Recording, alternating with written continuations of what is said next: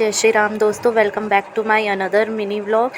तो मेरी मम्मी का फास्ट था कल, यानी कि 14 सितंबर को जितिया का। तो मम्मी उसी की तैयारी कर रही थी। मम्मी ने मड़ुआ की रोटी, 5 तरीके की सब्ज़ी और मड़ुआ की रोटी, 5 तरीके की सब्ज़ी, नोनी की साग बना के रात में खाया। और फिर अगले दिन मम्मी का जितिया का व्रत था, तो मम्मी ने फास्ट रखा था मेरे लिए, जो कि अब सभी माताएं अपनी बच्चों की लंबी उम्र और उसकी सुख शांति समृद्धि के लिए रखते हैं।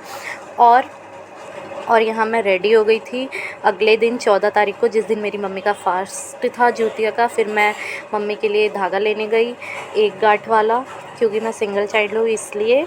और फिर मम्मी ने मंदिर की तैयारी करी। फिर मैं और मम्मी तैयार होके रेडी होके मंदिर चले गए। यहाँ मैं मम्मी को वो नेल पेंट वगैरह लगा रही थी शाम के टाइम मंदिर जाने से पहले।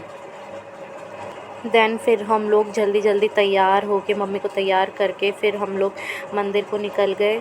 और मंदिर में मम्मी ने पूजा करी सारे देवी देवताओं की। फिर उसके बाद धीरे धीरे लोग आ रहे थे, और एक आंटी आती है जो बड़ियार का पेड़ लेकर आती है, जिसकी पूजा करते हैं स्पेशली इस फेस्टिवल में। तो फिर धीरे धीरे लोग आना शुरू हो गए थे, और आंटी भी आ गई थी बड़ियार का पेड़ लेकर। ये जो ग्रीन साड़ी वाली आंटी दिख रही है ना, यही लेकर आती है हमेशा। तो इस बार फिर इस बार कोई और लेके आए थे, क्योंकि आंटी ले नहीं पाई थी। और फिर सब लोगों ने पूजा करी अच्छे से। जितिया को चढ़ाते भी है बरियार के पेड़ पे, फिर उसके बाद अपने बच्चों को पहनाते हैं। और कम से कम इसमें 7-8 दिन या 10 दिन बच्चों को पहनना कंपलसरी होता है, मतलब अच्छा माना जाता है।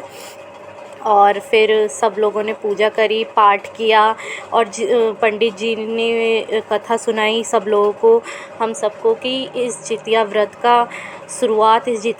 व्रत की शुरुआत कैसे हुई, कब हुई।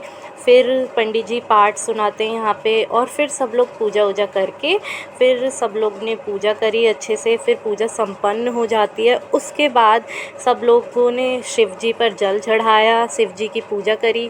फिर सब लोग अपने घर आ गए। और थैंक्स फॉर वॉचिंग। मिलते हैं नेक्स्ट व्लॉग में। Bye bye.